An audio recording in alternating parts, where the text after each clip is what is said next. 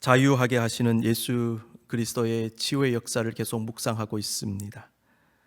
성령님의 은혜로 우리에게 영적 자유를 주시는 주님은 우리로 하여금 하나님께서 인도하시는 다양한 방법과 루트를 통하여 주님의 치유를 경험하게 하십니다. 지난주에는 주님 안에 들어가는 사람은 주님을 내 안에 모셔야 하며 그 과정에서 내 안의 정욕과 탐심 등 수많은 잘못된 것들을 몰아내는 그런 영적 싸움이 필요함을 함께 나누었습니다. 내가 내 자신과 싸워야 하는 또 다른 부분이 있는 것 같습니다. 그것은 바로 나의 뜻, 나의 생각, 나의 의지의 부분입니다. 우리 마음의 불평함과 갈등과 번민과 그리고 자유가 없는 듯한 상태를 경험하는 이유 중에 하나는 하나님과 내가 충돌하기 때문인데, 특별히 하나님의 생각, 하나님의 뜻, 그리고 나의 생각과 나의 뜻이 충돌하기 때문입니다. 그 충돌 속에 우리는 자유함을 느끼지 못하고 불평안을 경험합니다. 여러분, 사람과도 뜻이 안 맞으면요 불평안이 임하잖아요. 근데 사람과 뜻이 맞으면요 거기에 평안이 임합니다. 같은 원리지요. 오늘은 바로 이 부분을 중심으로 묵상하기 원합니다. 영적 자유의 길 네 번째입니다. 그리스도의 가치를 추구하라.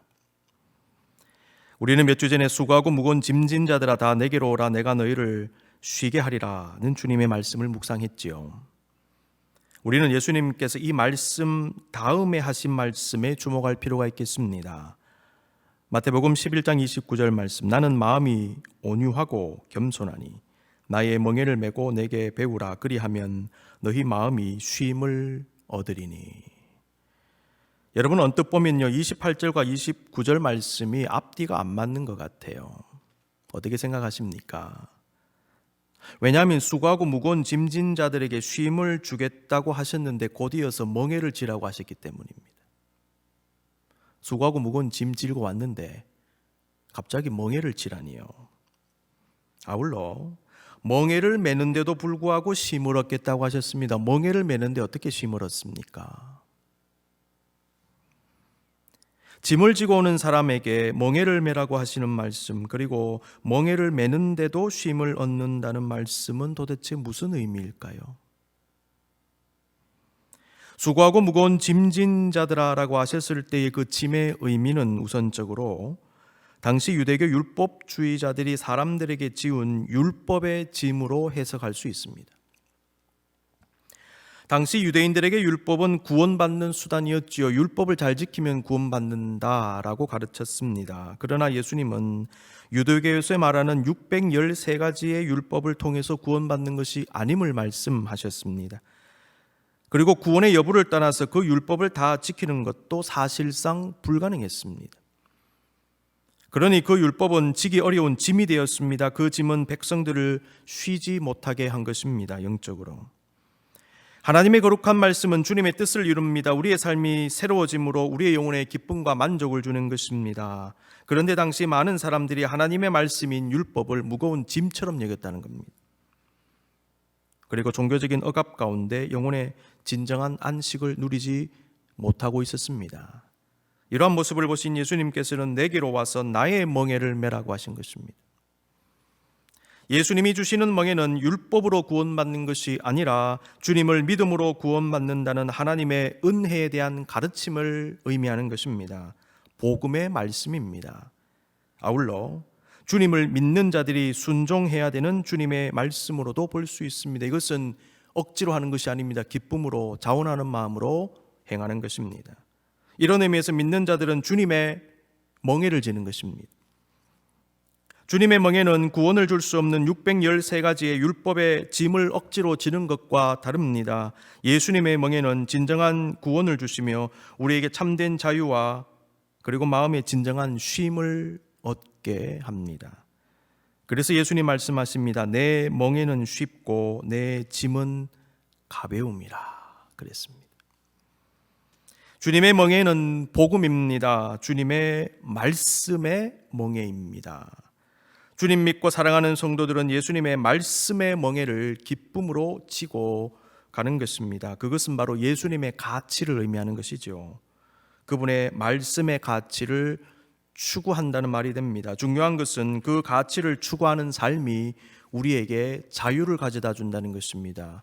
우리에게 진정한 영적인 자유를 가져다 주시는 예수님을 쫓을 때 우리는 자유합니다. 동시에 그분의 말씀을 쫓을 때, 그리고 말씀의 가치를 쫓을 때 자유하게 됩니다. 너희가 쉼을 얻으리라.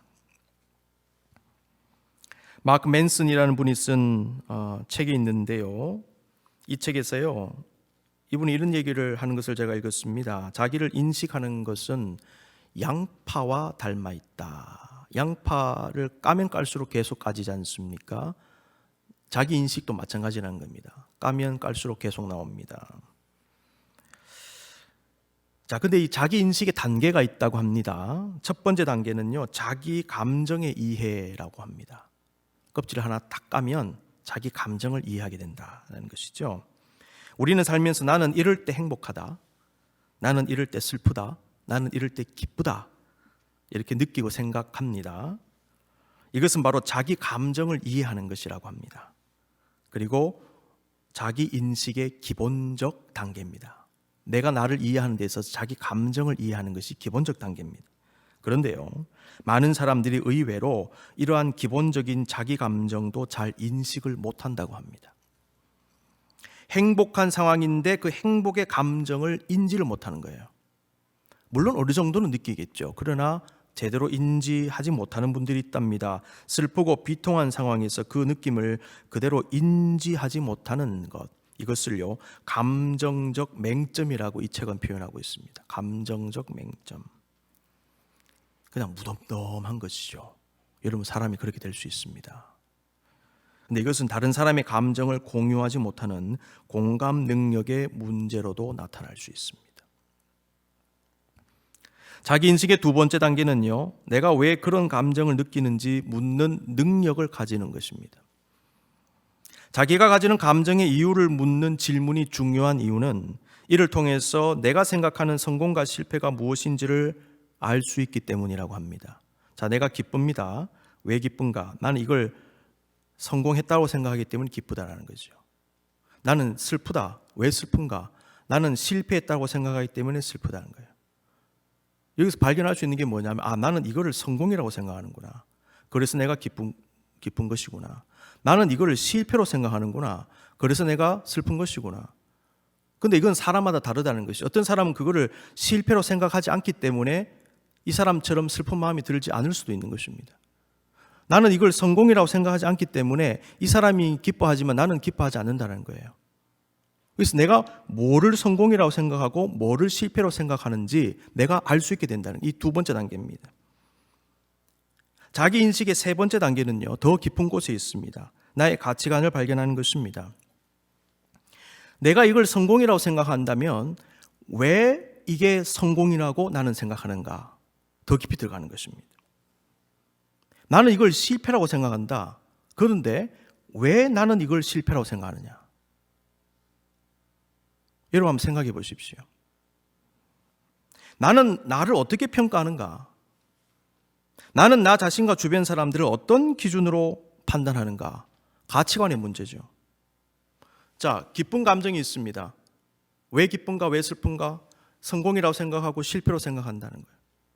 나는 이걸 성공이고 이걸 실패라고 생각하는구나. 더 밑에 내려갑니다. 나는 이걸 왜 성공이라고 생각하는가? 나는 이걸 왜 실패라고 생각하는가? 그 바닥에 보면 가치관이 들어있다는 거예요.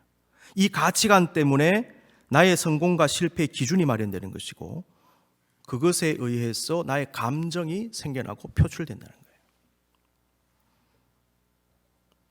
자신의 가치관을 파악하는 일은 쉽지 않습니다. 그런데 이 가치관은요, 나의 삶의 중심에 위치합니다. 그 가치관이 나의 삶에 영향을 줍니다. 특히 나의 판단에 영향을 줍니다. 예를 들면 내가 왜 이런 결정을 하는지, 내가 왜 이런 고민과 문제의식을 가지는지는요, 내가 가진 특정한 가치관 때문일 가능성이 큽니다. 돈에 최고의 가치를 두는 사람은 그의 삶이 돈을 중심으로 돌아갈 것입니다. 돈이 성공과 실패의 기준이 될 것입니다. 따라서 그 돈이 나를 기쁘게도 하고 슬프게도 하는 것입니다. 내가 왜 특정한 것에 매이는지, 내가 왜 그러한 생각을 하는지, 내 감정과 기분이 왜 이런 식으로 나타나는지, 내 행동과 삶의 모습이 왜 그런 모습으로 나타나는지는 나의 가치관과 연결이 되어 있다는 것입니다. 그리고 그 가치관이 나를 속박하게 하기도 하고 자유하게 하기도 합니다. 내가 무엇을 추구하느냐가 나를 가둘 수도 있고 나를 자유하게 할 수도 있습니다. 성경은 분명히 선포합니다. 예수 그리스도는 자유하게 하시고 해방시키시는 분이다라는 것이지요. 그런데 그분은 우리가 추구해야 할 진정한 가치가 된다는 겁니다. 예수님 말씀하십니다. 내가 곧 길이요 진리요 생명이니 나로 말미암지 않고는 아버지께로 올 자가 없느니라. 내가 진짜 가치다라는 것입니다. 우리는 주님으로 말미암아 자유하게 됩니다. 더 나아가 주님의 말씀의 가치를 추구할 때 우리는 삶 속에서 영적 자유를 경험하게 된다는 것입니다. 여러분의 가치가 무엇입니까? 여러분 마음 중심에 있는 가치관은 어떤 가치관이 형성되어 있습니까? 나의 멍에를 메고 내게 배우라. 그리하면 너희 마음이 쉼을 얻으리니 진정한 가치 추구가 너희를 쉬게 하리라 하는 것이죠. 지금 성도들은 세속사회에 살면서요 가치관의 전쟁을 치르고 있습니다. 스티브 윌킨스와 마크 샌포드라는 분이 쓴 Hidden Worldviews라는 책이 있습니다. 은밀한 세계관. 저자는 이 책에서 세계관이라는 말을 썼지만요, 제가 보니까 이 세계관이라는 말은 가치관이라는 말과 바꿀 수도 있는 것 같습니다. 책의 내용도 단순히 세계를 어떻게 바라볼 것인가, 말 그대로 세계관에 관한 문제만이 아니라 우리에게 중대한 영향을 미치는 세속 사회 속에 녹아있는 다양한 가치관을 담고 있는 것을 보게 되었습니다. 저자는 우리의 삶 속에 녹아있는 8가지의 세계관을 소개합니다. 개인주의, 소비주의, 국가주의, 도덕적 상대주의, 과학적 자연주의, 뉴에이지, 포스트모던 부족주의, 종교가 된 심리치료, 이렇게 이분은 소개했습니다. 제가 생각하기에 더 많이 있는 것 같습니다. 저자는 각 세계관이 가지고 있는 긍정적 측면과 부정적 측면을 이 책에서 동시에 분석을 하는데요, 이것은 우리로 하여금 세속 사회에 자리 잡은 가치관과 사고방식을 성찰해보고 진정으로 하나님이 원하시는 가치관이 무엇인지를 우리로 하여금 생각해보게 하는 것 같습니다. 저자가 제시한 8가지 세계관 중에 한 가지만 한번 제가 예를 들어보겠습니다. 개인주의입니다. 개인주의의 긍정적 측면 먼저 말씀드리죠. 첫 번째, 자유와 그 자유에 따르는 책임을 인정하는 것입니다. 개인주의는 이기주의와 다릅니다. 이기주의는 남에게 해를 끼치면서까지 자기 유익을 취하는 것인데 개인주의는 그렇지 않습니다. 남에게 해를 끼치려고 하지는 않습니다. 그런데 세상의 중심이 나라고 생각하는 그런 문제는 있습니다. 어쨌든 간에 자유와 책임을 인정합니다. 두 번째, 달라지려는 나의 욕구를 분명히 인정합니다. 개인주의는 자신을 위해 꿈을 꾸고 더 나은 삶을 살기 위해 노력하게 합니다. 세 번째, 자신이 선택한 신념의 힘을 인정합니다. 개인주의 의식을 가진 사람은요, 자신이 추구하는 신념을 실현하기 위해 애쓴다는 것입니다. 대표적으로 유럽에서 다양한 억압을 피해서 미국에 건너온 많은 사람들이 행한 것 중에 하나가 종교 분리 정책입니다. 당시 유럽에서는 종교 분리가 안 돼 있었거든요. 국가교회 시스템이었죠. State Church.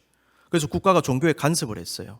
그리고 종교적 신념에 맞지 않는 어떤 행동을 하는 사람을 억압을 했습니다. 그걸 피해서 많은 퓨리탄들이 뉴 잉글랜드로 이주를 했던 것이죠.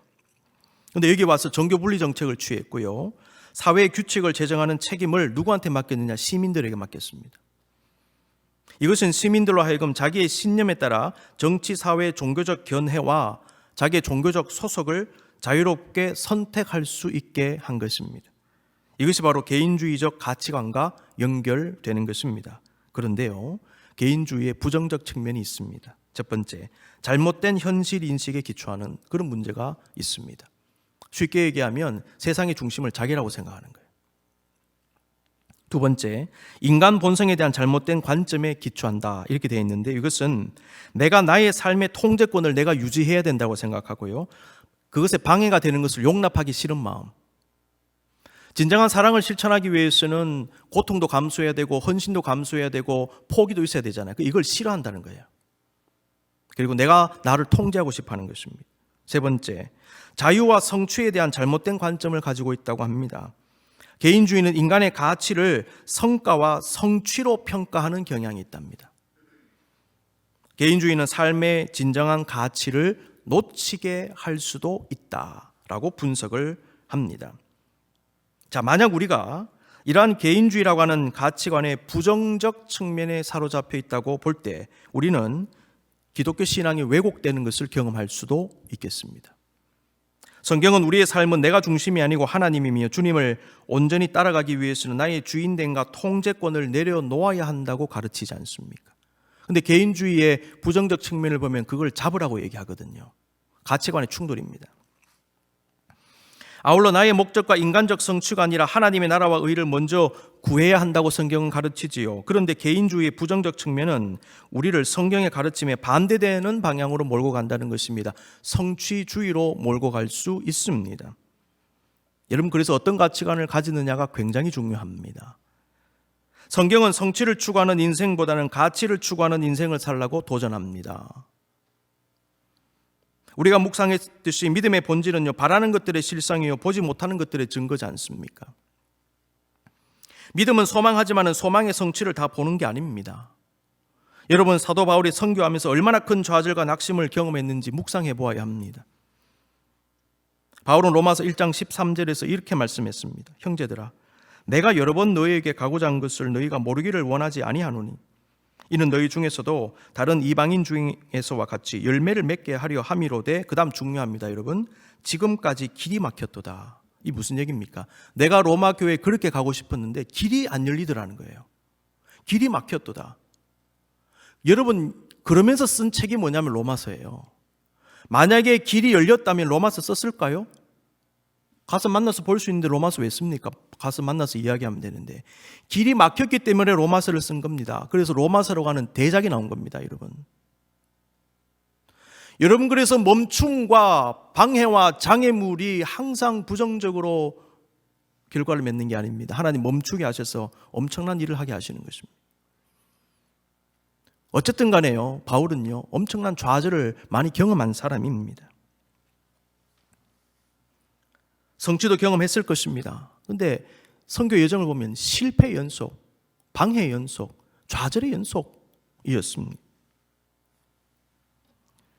일이 잘 안 되는 것뿐만 아니라 다양한 종류의 육체적인 영적인 억압을 직접 받았지 않습니까?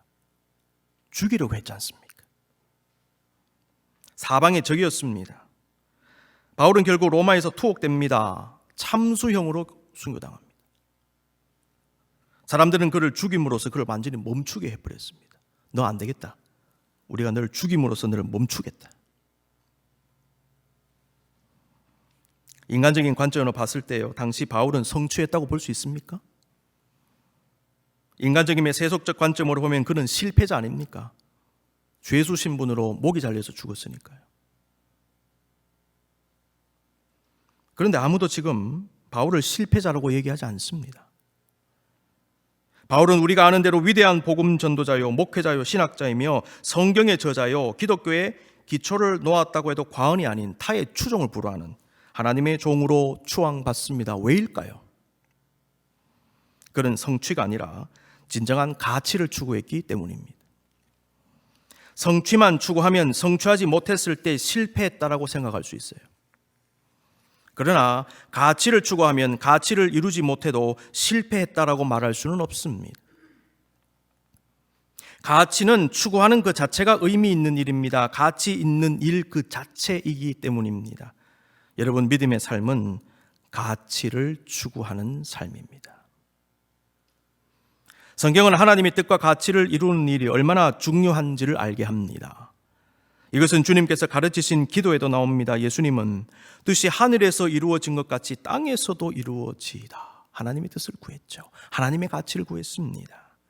겟세마네 동산에서 죽음을 앞두고 기도하실 때에도 나의 원대로 마옵시고 아버지의 원대로 하옵소서. 이렇게 기도하시면서 자신이 가르치신 기도의 내용 그대로 마지막까지 가셨어요. 기도를 가르치신 대로 기도하시고 기도하신 대로 실천하셨습니다. 여러분, 그러나 사실 주님의 가치를 온전히 따르는 것은 쉽지 않습니다. 그 이유는 내 생각, 내 뜻, 내 의지, 내 고집 때문입니다. 우리가 인생 살면서 늘 고민하고 갈등을 경험하는 이유 중에 하나가요, 하나님의 뜻과 나의 뜻의 충돌 때문이 아닙니까? 가만히 한번 생각해 보십시오. 주님의 뜻은 우리를 자유하게 합니다. 그러나 주님의 뜻과 다른 내 뜻과 생각은 나를 해방시키는 것 같지만은 실제로 나를 속박하는 것입니다. 우리는 성경에서 하나님의 생각과 인간의 생각이 부딪히는 모습의 예를 많이 발견할 수 있는데요, 대표적인 예가 요나의 이야기입니다. 여러분 잘 아시죠? 우리가 아는 대로 요나는 자기 생각과 다른 하나님의 생각을 받아들이려고 하지 않았고 순종하지 않았습니다. 요나는 하나님 앞에 큰 죄를 지은 니느웨는 벌받고 망해야 된다라고 생각했습니다. 요나는 니느웨를 구원하시는 하나님의 생각에 정면으로 반기를 든 겁니다. 요나의 문제가 무엇일까요? 자신의 소신과 생각을 굽히지 않은 요나의 모습은요, 하나님을 주권자라고 말은 하지만은 은연중에 여전히 내가 삶의 주인이라고 생각하는 우리의 모습을 그대로 보여줍니다. 요나의 저항은 내 뜻대로 되어야 된다라는 그 생각 때문이었습니다. 요나는 물고기 뱃속에 들어가는 벌을 받은 후에 마지못해 니느웨로 가서 회개를 선포했는데 막상 니느웨가 회개하자 매우 싫어하고 썩냈다, 이렇게 성경은 기록합니다. 요나는 그때까지도 자기 생각을 못 내려놓은 거예요. 끝까지.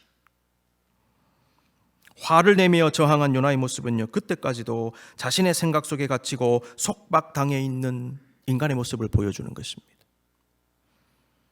그런 마음에 기쁨과 평안이 있을 리가 없습니다. 계속된 불만족과 번민과 고통만이 있을 뿐인 것입니다. 점점 더 속박으로 들어가는 것입니다. 여러분 주님의 뜻을 떠나면요, 영적 사슬에 묶이게 됩니다. 여러분 깊이 묵상하십시오. 감옥으로 들어가는 겁니다. 우리가 내 생각을 포기하지 못하는 또 다른 이유가 있습니다. 두려움입니다.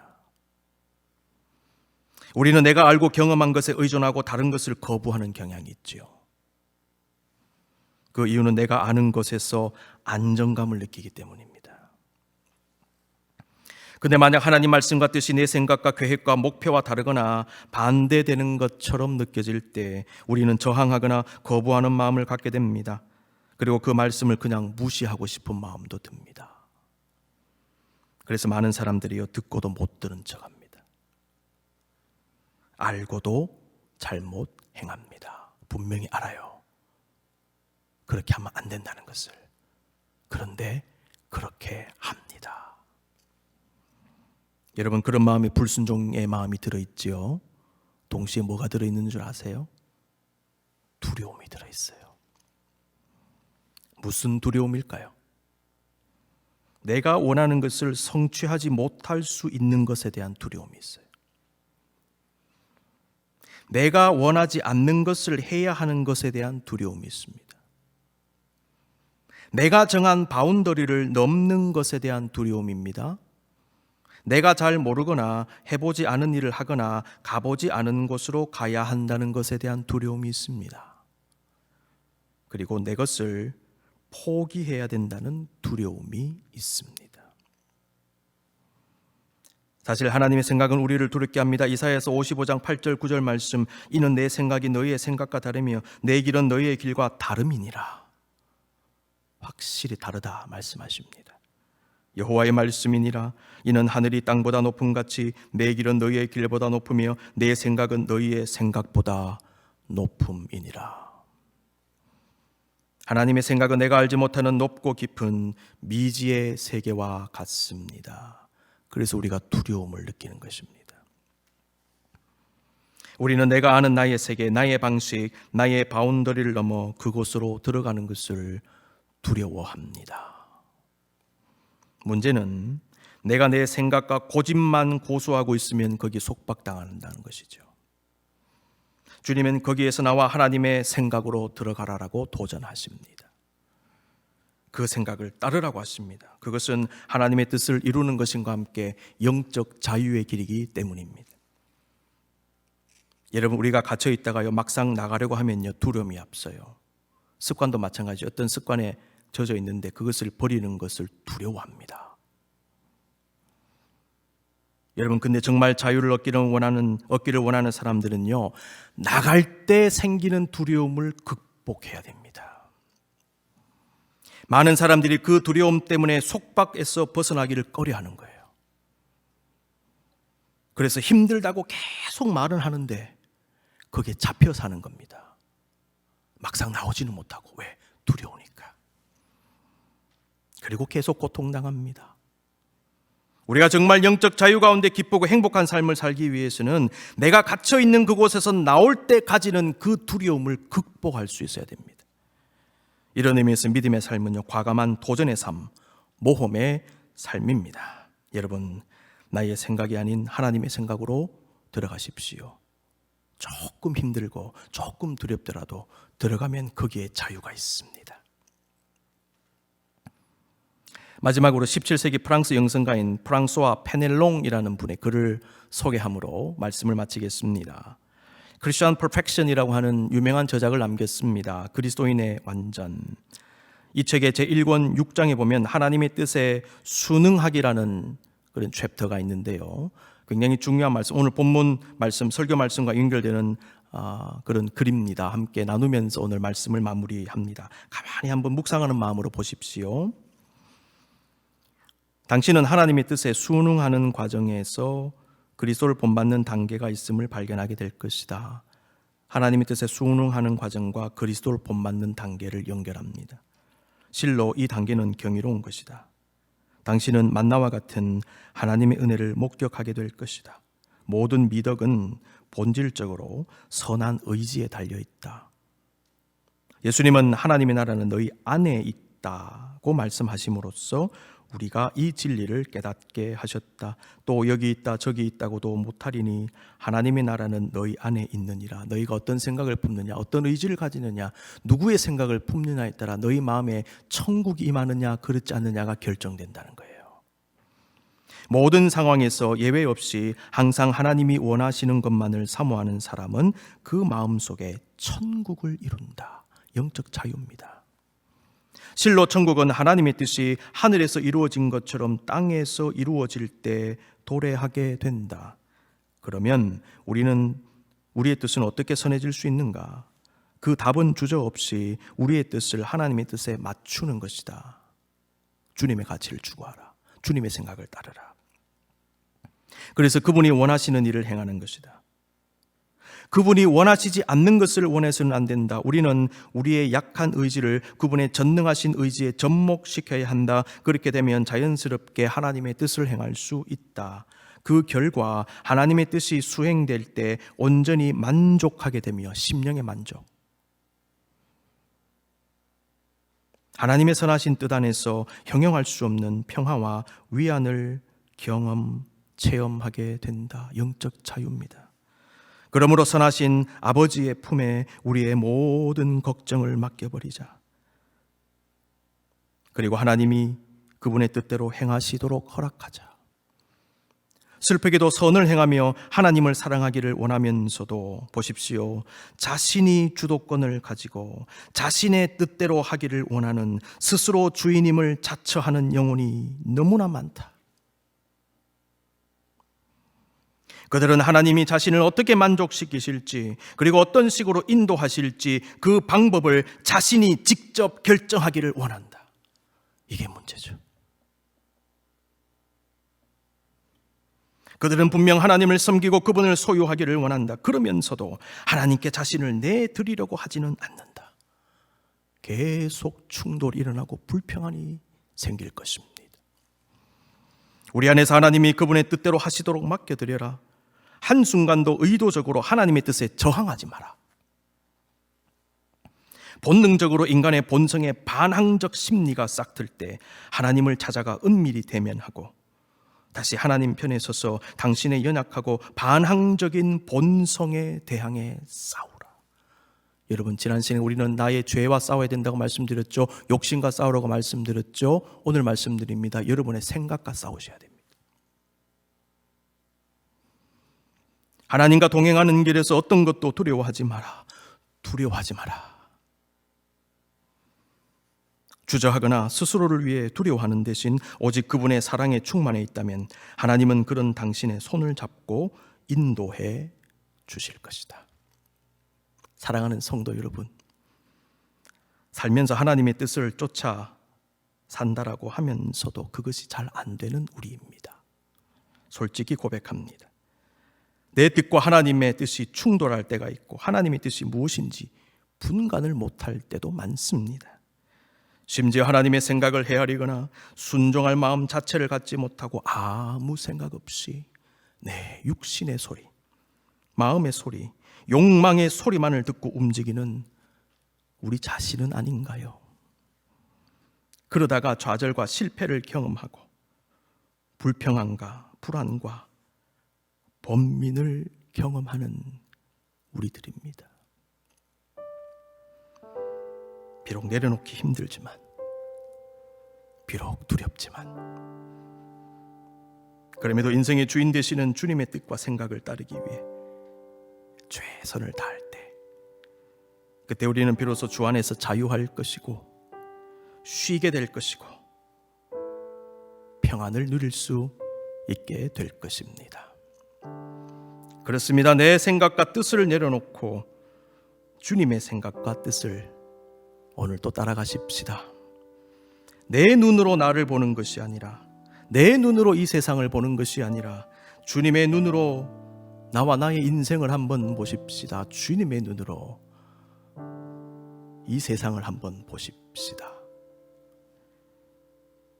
오늘 또 온전히 우리의 눈을 들어 주님을 바라보십시다.